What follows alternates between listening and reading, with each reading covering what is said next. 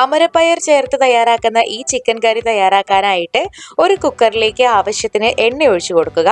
ഇനി ഇതിലേക്ക് അരിഞ്ഞ സവോള ചേർത്ത് കൊടുക്കാം. കറുവപ്പട്ടയും ഗ്രാമ്പൂവും കൂടെ ചേർത്ത് സവോള നന്നായിട്ട് വഴറ്റിയെടുക്കണം. ഈ സമയം നമുക്ക് മിക്സിയുടെ ജാറിലേക്ക് തേങ്ങാക്കൊത്തും തക്കാളിയും ഇട്ട് നന്നായിട്ട് അരച്ചെടുക്കണം. നല്ല തിക്ക് പേസ്റ്റ് ആയിട്ട് ഇവിടെ അരഞ്ഞു വന്നിട്ടുണ്ട്.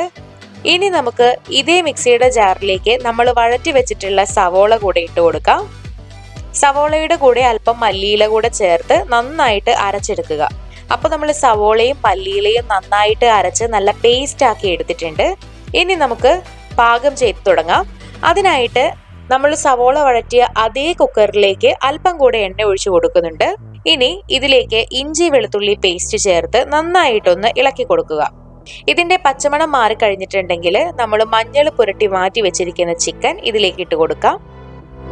എന്നിട്ട് നന്നായി ഇളക്കി യോജിപ്പിക്കുക. ഇനി ആവശ്യത്തിന് മഞ്ഞൾപ്പൊടിയും ഗരം മസാലയും ചേർത്ത് വീണ്ടും ചിക്കൻ നന്നായിട്ട് ഇളക്കി യോജിപ്പിക്കാം. അടുത്തതായി മുളക് പൊടിയും മല്ലിപ്പൊടിയും ആവശ്യത്തിന് ചേർത്ത് വീണ്ടും നന്നായിട്ട് ഇളക്കി കൊടുക്കുക.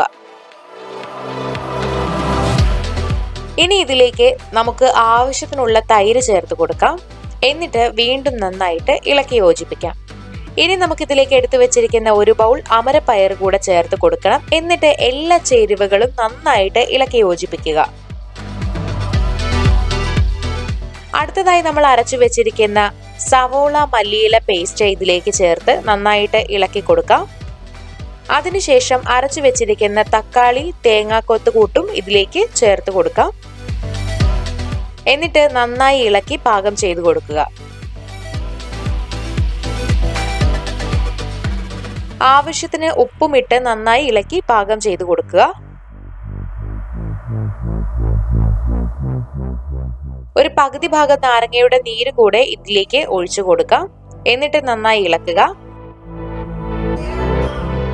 ആവശ്യത്തിന് വെള്ളം കൂടെ ഒഴിച്ചതിന് ശേഷം കുക്കർ മൂടി വെച്ച് 2 വിസിൽ കേൾക്കുന്നത് വരെ നന്നായിട്ട് എല്ലാം കൂടെ പാകം ചെയ്തെടുക്കാം.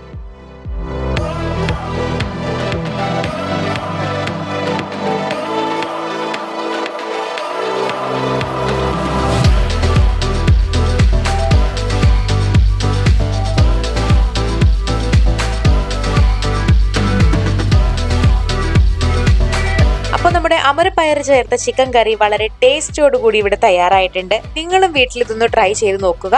കുറച്ച് ഡിഫറെന്റ് ആയിട്ടുള്ള വളരെ ടേസ്റ്റി ആയിട്ടുള്ള ഒരു ചിക്കൻ കറിയാണ്.